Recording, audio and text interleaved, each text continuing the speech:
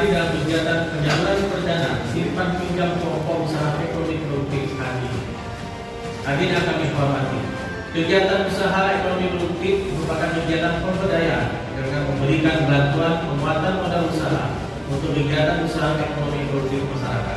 Pemberdayaan ini lebih memprioritaskan pemenuhan kebutuhan untuk pengentasan kemiskinan.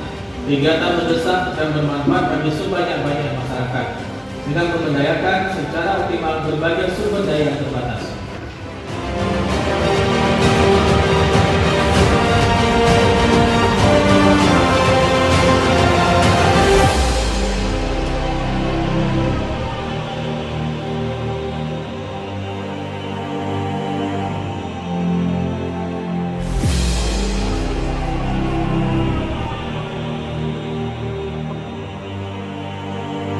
UMKM naik kelas, ekonomi tancap gas.